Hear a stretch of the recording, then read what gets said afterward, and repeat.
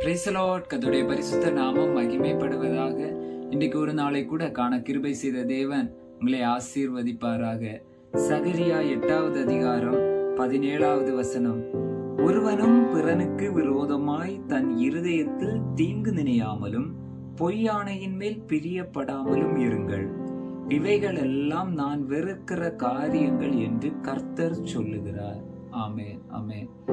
கிறிஸ்துவுக்குள் பிரியமானவர்களே, இந்த வேத வசனத்திலே நாம பார்க்கும்போது கர்த்தருக்கு பிரியமில்லாத காரியங்கள் என்று சொல்லி, கர்த்தர் வெறுக்கிற காரியம் என்று சொல்லி 2 காரியங்களை இங்கு சகரியாவின் புஸ்தகத்திலே நாம இப்ப வாசித்த வசனத்திலே நாம பார்க்க முடியும். ஒண்ணு என்னன்னா, பிறனுக்கு விரோதமாக தீங்கு நினைக்க கூடாது என்பதும், இன்னொன்னு என்னன்னா பொய்யானையிலே பிரியம் வைக்க கூடாது என்பதையும் குறித்து இங்கு நாம பார்க்கிறோம். ஆமென். அதுல முதலாவது சொல்லப்பட்டிருக்கிற ஒரு காரியம் என்னன்னா, பிறனுக்கு விரோதமாக தீங்கு நினைக்க கூடாது, அதை கர்த்தர் வெறுக்கிறார், கர்த்தர் விரும்பாத ஒரு காரியம் என்று வேதத்திலே நாம பார்க்கிறோம். பாருங்க, எனக்கு அன்பான தேவனுடைய பிள்ளைகளே, பிறனுக்கு விரோதமாக தீங்கு செய்கிறது என்றல்ல, நீங்க தீங்கு நம்ம இருதயத்திலே பிறனுக்கு விரோதமாக தீங்கு நினைத்தால் கூட அது தவறு என்று வேதம் சொல்கிறது. வேதம் நமக்கு வழிகாட்டுகிறது. ஆமென். நம்ம வேதத்திலே சொல்லப்பட்டிருக்கிறதை ஒரு கிறிஸ்தவ வாழ்க்கையில நாம் அதை பிடித்து கொள்ளணும். அதான் நமக்கு வெளிச்சம், அதான் நமக்கு பாதை. இங்க கர்த்தர் சொல்கிற ஒரு காரியம் என்னன்னா, இருதயத்திலே நினைக்கிறது கூட தவறு என்று சொல்கிறார். ஆமென்.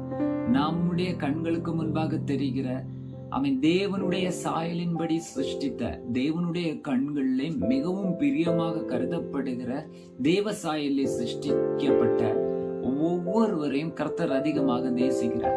ஆமென். வேதம் என்ன சொல்கிறது என்று சொன்னால், நாம் பிறனுக்கு விரோதமாக எந்த தீங்கையும், ஒரு காரியத்தை நம்ம தீங்காக விரோதமாக நம்ம நினைக்க கூட கூடாது என்று வேதத்திலே சொல்லப்பட்டு இருக்கிறது.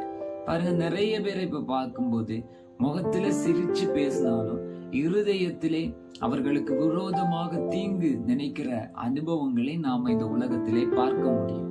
ஆமென். எனக்கு அன்பான தேவனுடைய பிள்ளைகளே, கர்த்தர் இருதயத்தை அறிகிற தேவன். கர்த்தர் அதை விரும்புகிறவர் அல்ல, தேவன் அதை விரும்புகிறதல்ல.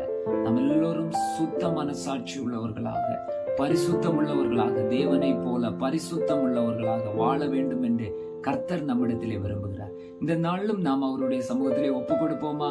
அந்த நல்ல ஒரு கிருபை கர்த்தரிடத்திலிருந்து நாம பெற்றுக்கொள்வோம். எல்லாரையும் நேசிப்போம். கர்த்தர் நம்மை நேசித்தது போல எல்லாரையும் நேசிப்போம். கர்த்தர் தாமே உங்களை ஆசீர்வதிப்பாராக. ஆமென், ஆமென்.